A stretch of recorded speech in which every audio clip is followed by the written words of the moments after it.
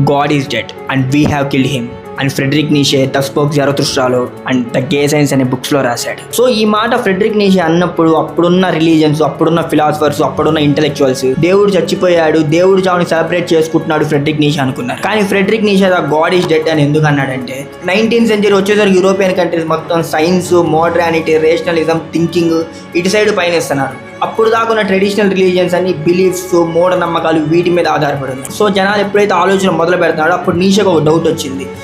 మనం ఏదైతే ఒక మనిషికి సహాయం చేస్తాం, మనం ఏదైతే మోరల్ వాల్యూస్, మనం ఏదైతే ఎథిక్స్ని ఫాలో అవుతామో ఇవన్నీ ఒక రకంగా వచ్చింది మతం నుంచే. మనిషి ఒక వ్యక్తికి మంచి చేస్తున్నాడంటే రేపు స్వర్గంలో పోయిన తర్వాత మనిషికి ఏదో వస్తుంది అనుకొని మనిషి సహాయం చేస్తాడు తప్పిస్తే ఏం ఆలోచన లేకుండా మనిషి సహాయం చేయట్లేదు అని ఫ్రెడరిక్ నీషే భావించాడు. ఒకవేళ just science, just modernity, just రేషనలిజమే కనుక మనిషిలో ఉంటే ఎథిక్స్ ఇవన్నీ ఎట్టుకోవాలి. కొన్ని సంవత్సరాల తర్వాత ప్రపంచం అంతా ఇలానే ఆలోచిస్తే, మనుషులు శూన్యవాదం వైపు వెళ్తే, మనుషులు కనుక నిహిలిస్టిక్ గా బతికితే అప్పుడు మనుషులు ఆపే వాళ్ళు ఎవ్వరు లేరు. ఎందుకంటే రిలీజన్ కూడా ఉండదు కాబట్టి. ఇప్పుడు మనిషి కొంచెం మంచిగా ఉంటున్నాడంటే రిలీజన్ యొక్క పాత్ర ఎంతో కొంత ఉంది. రిలీజన్స్ మనుషుల యొక్క మైండ్ ని సైంటిఫిక్ గా థింక్ చేయనీయకుండా చేస్తుంది.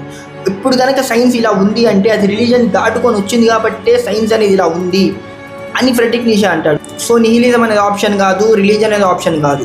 మరి ఏంటి, మనిషి ఒక మోరల్గా బతకాలి, మంచి ఎథిక్స్తో బతకాలి, మనిషి మంచిగా బతకాలి అంటే ఏం తేవాలి, ఏం కాన్సెప్ట్ ఉండాలి అని ఫ్రెడరిక్ నీషే ఆలోచించి ద ఊబర్ మెన్స్ అనే కాన్సెప్ట్ తెస్తాడు. The man should become a super man అంటాడు నీషే. సో ఊబర్ మెన్స్ అనే కాన్సెప్ట్లో నీషే ఏమంటాడంటే నువ్వేదైతే ఎథిక్స్, నువ్వేదైతే రూల్స్ని ఏర్పరచుకుంటున్నావో అవి నీ రూల్స్ అయి ఉండాలి.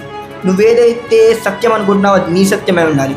ప్రతి ఒక్క మనిషి సత్యాన్ని కనుక్కోవాలి, అంతేగాని ఒక పుస్తకాల్లోనూ గ్రంథాల్లో ఉందని సత్యాన్ని ఫాలో అవ్వకూడదు. సొసైటీలో ఉన్న మనుషులు కనుక ఎవరికి వాళ్ళు తన ఇండివిజువల్గా ఆలోచించి ఒక గుంపు మీదో, ఒక గ్రూప్ ఆఫ్ పీపుల్ ఒకటి ఫాలో అవుతున్నారని మనం ఫాలో అవ్వకుండా ఉంటే అదే ఊబర్ మెన్స్ అంటాడు ఫ్రెడరిక్ నీషే. నాకు ఫ్రెడరిక్ నీషే ఒక ఊబర్ మెన్స్ కాన్సెప్ట్ విన్నప్పుడు నాకు జిడ్డు కృష్ణమూర్తి చెప్పిన మాటలు గుర్తొస్తూ ఉంటే రెండింటికి దగ్గర ఉన్నట్టు అనిపిస్తాయి.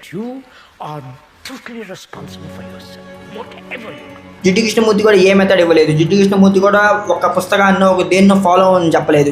జిడ్డు కృష్ణమూర్తి కూడా నీ ట్రూత్ని, నీ మెడిటేషన్ టెక్నిక్ని, నీ మెథడ్ని నువ్వే కనుక్కోవాలంటాడు Jiddu Krishnamurti. So Uber men's అనే కాన్సెప్ట్ కూడా అలాంటిదే.